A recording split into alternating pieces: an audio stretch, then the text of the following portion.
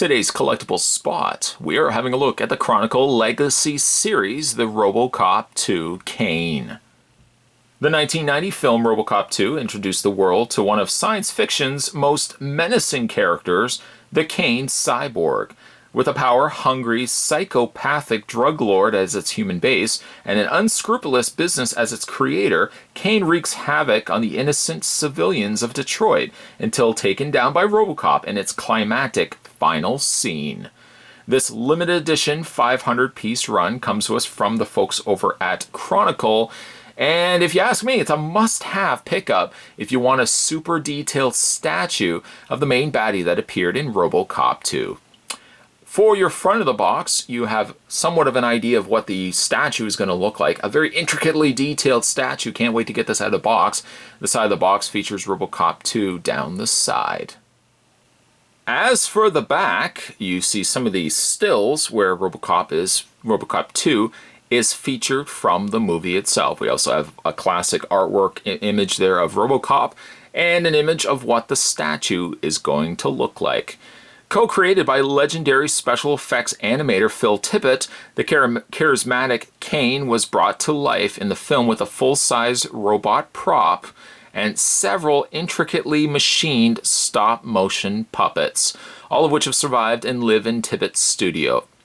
It's from these screen-used stop-motion puppets that Chronicle Collectibles directly produced its licensed Robocop 2 Cain model. Molded from the original masters and one of the original filming puppets, Cain is assembled with a whopping 275 individual parts, with each part individually cast and cleaned for new masters by Tippett Studios. This may be one of the most complex figures ever reproduced for private collectors, and Chronicle Collectibles is proud to be a part of its production. To check out more from the folks over at Chronicle Collectibles, you can head over to www.chroniclecollectibles.com. Spot's going to take a break. I'm going to get this completely opened up, and when we come back, we're going to get a better look at the Chronicle Collectibles Legacy series, Robocop 2 Cain. It's more heading your way, guys. Don't go anywhere. Stay tuned. To come included with the Cain robot, you get yourself a certificate of authenticity from Chronicle Collectibles. A read-up saying, Chronicle brings you to the next metallic grail, our licensed Robocop 2 Cain collectible model. This is no ordinary figure. It is a perfect replica directly reproduced from the screen-used stop-motion puppet. Cain was molded from original masters and one of the most original filming puppets. Coming with a whopping 275 individual parts, this may be one of the most complex figures ever reproduced for private collectors. Each part was individually cast and cleaned for new masters by Tippett Studio. And then down below it's signed Phil Tippett. Chronicle Legacy Series and Tippett Studio on the other side. You also get the much needed assembly guide showing you how to put together all the components, and I'll show you all the components in a second. Now, one cool thing as well is that Chronicle Collectibles gives you special items as well if you directly order from them as opposed to getting it from another source. If you order it directly from them, each of the Cains was released with some special items as well. Now, the special items came included with this Cain and included some original concept art of what the Cain Robocop 2 was going to look like. Down below, you've got chroniclecollectibles.com, Tippett Studios, and then you've got a series of storyboards, original storyboards that were the original construction of what the scene was going to be laid out with, featuring the robot.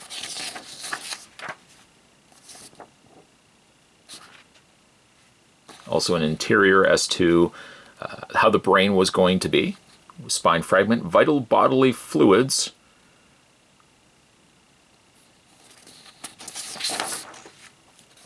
and as well, Robocop 2 solids grasping claws, fluid transfer connectors, the feeding mechanism where they put the nuke canisters into, and some more storyboards. The other thank you gift that Chronicle will give you if you order directly from them is that they would have also included the remote control that would have originally been used to control Cain. I say originally used to control Cain, as we saw how successful that was as Cain grabbed the remote control and basically took over, until Robocop 1 had, intervened. For really how small this remote control is, and it's a remote that Cain will be able to hold in his hand, but how small it is, it's very well intricately detailed, and there's a little bit of coloring in red and green there as well. Okay, so let's look at the first thing that comes included with the statue, and also the heaviest of things, and that is a display stand where Robocop 2, or Cain, will be standing on top. On the front, you've got Robocop 2 in a front placard with Cain down below that, and it's also been as well signed by Phil Tippett. The top does feature the OCP logo. It does have a lot of weight to it. Like, this display base is very weighted.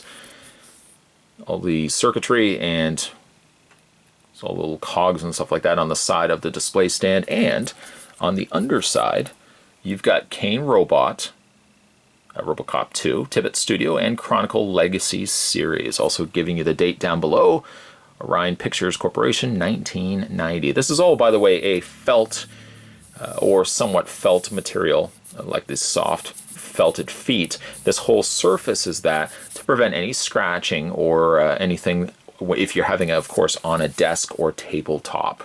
What I wanted to do with this review was I wanted to keep the components separate, look at them individually, and then we were going to add them together to give us ourselves the completed statue. Best place to probably start is the torso of what will be the Cain robot. Now, the screen used stop motion puppets was basically the source where Chronicle Collectibles directly produced the Cain model from. Imagining molding from original masters and when the original filming robots to give us this. And what they gave us is just this phenomenal recreation of Cain as depicted in Robocop 2. The sheer level of detail on this guy is incredible, right down to the individual tubes and pistons that would have connected the top torso of the robot to what will be his bottom half. Color-wise, he's mostly a dark, almost borderline black, but it's more of a dark gray. And then it's got a darker wash, well, not quite a darker wash, but it's got a wash of a gunmetal gray making up the front area. The cavity would have opened up, Nuke would have sat inside of there. There's a few accents, yes, here, just to break that up. Accents of the red, where you've got danger on the sides, some stickers all around, or labels that would have been around the actual robot, presumably the robot existing. And some silver areas of the tubes there. Caution label, you've got a caution, unfiltered external power tube connector, or connection. Some reds there on the sides as well, where the main arms are going to attach to. Now, keeping in mind, Robocop 2 would have had secondary arms that would have fit basically over his shoulder, and he would have pulled them out as he needed them, and then two large primary guns. One more the battering ram with the gun turret, and then the other one more the claw. Just spin around to the back there. Again, all these individual tubes. These are all separate components that they would have put into this recreated replica of the Cain robot. Pistons there connecting to the top to where the head will sit, and of course Cain's brain inside, making him basically the only reason why he would have been the cyborg is he still would have had flesh or human components still incorporated into the robot. Exactly the same as Alex Murphy, who we will know of course knew turning into Robocop. The next component we're going to be looking at is this soldering secondary arm. This is one of the arms that he will have over top of his shoulder. The way that they've had these attached is that it's actually attached by magnets rather than plugs, which makes things a lot easier, especially if you ever decide that you want to take them apart, box them away if you're moving or what have you. The copper color of the soldering tips. And again, all these wires and pistons coming out from the the arms itself. It's so intricate that it looks like it should move, like all these individual mechanisms should move on the robot. So what you want to do is take this little tube section here, and you're going to connect it to one of the socket points on the side of the arm. And then it's shaped almost like a half circle. You're going to take that, and it just basically magnetizes itself to it. And there's one arm in place. Now we have to add the main arm on the side, and of course the secondary arm that's going to attach to this side as well. Let's go ahead, while we're really sticking with the smaller arms, let's go with the other arm as well. Now, Robocop 2, one thing I really liked also about the design was that it seemed like a practical robot that was built for specific purposes, like it was built for more tactical and infantry and stuff like that. So you had arms that made sense to the robot. The robot could technically repair components if it needed to, or it could use the little soldering arm for other applications. You had a smaller arm that could be more for intricate work, the larger battering ram arm with the Gatling rotating turret guns, and then you've also had the larger clawing hand. But it wasn't just simply a case where the robot had all three of the same arm. It made sense to have it as practical for him to have different arms depending on what he needed the arms to serve as. Okay, so let's go ahead and we'll attach the secondary arm. Again, this is the arm just with the smaller claw. We'll go ahead and attach that to, again, the same port area. And then this, once again, it's magnetized, so it very simply, very easily snaps into place. Now, because we kind of really need to get stuff going with him in at least a stable fashion that we can incorporate the larger arms, I'm going to go ahead and bring the lower legs out in the meantime, and we'll attach it to the display stand. Now, of course, just before we attach it to the display stand, I want to show you how the robot's legs would have worked. It's slightly more primitive than an Ed 209 that seemed a little bit more polished and clean. The Robocop 2, or Cain Robocop, I think had a more feral, almost pieced together look to him rather than the pristine look that the Ed 209 featured. Now, it does have two pegs on the undersides of its legs that will attach itself to the display stand, and then from there, we can go ahead and start adding the torso. So let's go ahead and attach those pegs. You can't see it, but one of the holes is actually right at the top there by the C, and the other hole is right there. So we'll go ahead and line these two up. And we'll just slide them down into the holes. One other thing I want to add to Robocop 2 before I put him on the torso, the lower leg area, is the side shoulder cannon. And you can see there's a little magazine clip on the side there. And what you do is just flip the robot around. There's a little hole right at the back there. Go ahead and take that, and it just clips that, pegs that into place. Now we can go ahead and add the torso to the lower legs. To add the top part of the body, there's a little peg there, and there's a peg hole on the underside there. Let's go ahead and we'll just grab Robocop 2, take his torso, and we'll slide it into place and attach it to the lower legs. One thing I do want to mention though is when you put the torso, the top half of the robot, onto the bottom half, you're not actually going to have the torso facing straight. When you put it down, you'll actually want to rotate it just a little bit, rotate it just slightly on an angle, and then lower it into the lower torso. It will not fit by having it simply straight forward. Make sure, of course, it's turned slightly on an angle before lowering it into the cavity of the legs. So here's one of Robocop 2's larger arms. The other arm is going to have the battering ram attached to it. Looking at the arm, it would look as if the components on it could actually move. The level of detail on it is just incredible.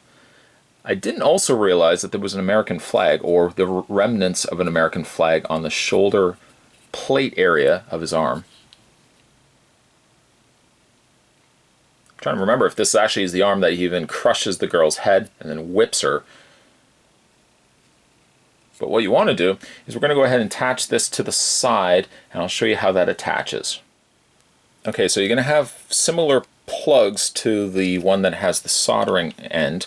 I'm just going to remove that, or just move it out of the way just for a quick second. Let's go ahead and attach these, and they attach on either side like that, and go ahead and connect the other one like that. This one actually you might want to just adjust accordingly. There we go. And then there is, and you know where the arms will attach because there's that, again, half circle. Half circle down below that's magnetized for the smaller arm. The larger arm is going to have the same idea, but it's going to plug right at the top here. So go ahead and just attach that in place, and then you can bring the magnetized arm, just making sure that all the hosing and stuff is out of the way. You can attach the arm like that. His other arm is a different beast altogether, much larger, built solely really for, again, as more of a battering ram. There's also a gun turret up at the top there. Some danger warnings on the side. But the inside, though, has that larger claw. And this area here is a rubber that's attaching, my guess, to the container that's basically holding the ammunition. Super detailed. All these little cords and cables. Imagining, if you will, building this, the original one, just the sheer level of time and care would have involved in putting this guy together. I also didn't mention the little lights at the top there that he also uses during the movie as well. But let's go ahead and attach this arm, and then we'll have a completed figure. Like I did with the other arm, maybe what I might do is just remove the magnetized arm just for a quick second. We're going to go ahead and attach to, well, this would be one hose this time. Attach that in place. And then we can attach the larger arm. Maybe let's go ahead and actually bring this forward now. Attach the larger battering ram arm just to the section, just to the area of the socket in the shoulder. And there you have, my friends, the fantastic Robocop 2 from Chronicle Collectibles. It weighs roughly about 15 pounds. Dimension-wise, it's about 24 by 16 by 14 inches, but it's a good size. I think the majority of the weight really resides in the base itself, and it looks simply incredible. If you are worried, though, about like it's standing up, like it does have a little bit of teeter to it, but the feet more than do a strong enough service, or more so the pegs that sit on the undersides of the feet do a strong enough job of keeping themselves planked and fixed into the base that I don't feel at all like the statue is going to go anywhere. It just looks simply incredible.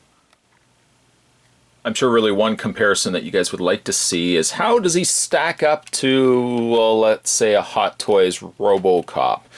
Now factoring in, he's obviously got himself a display stand that gives himself a little extra height. Robocop 2 is a little bit bigger than Robocop. If I put Robocop onto the stand next to Robocop 2, again, this is two different mediums, but the Robocop 2 figure stands roughly just below where the head starts of Cain. This piece is just a stunning, awe-inspiring statue.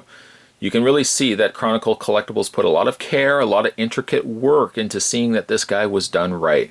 And by taking it from the original source material and the original screen-used robots, well, they did that. In fact, they did almost the next best thing.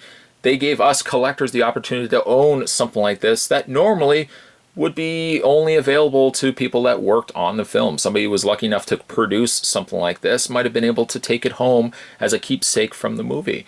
This is clearly the next best thing for us collectors to have in our own collection.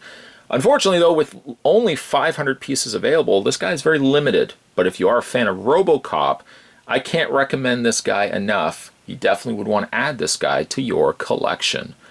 Today's collectible Spot was having a look at the Chronicle Collectibles, the Robocop 2 Cain. Stay tuned, guys. Spot's going to have more collectible spots heading your way. As always, thanks for watching. See you next time.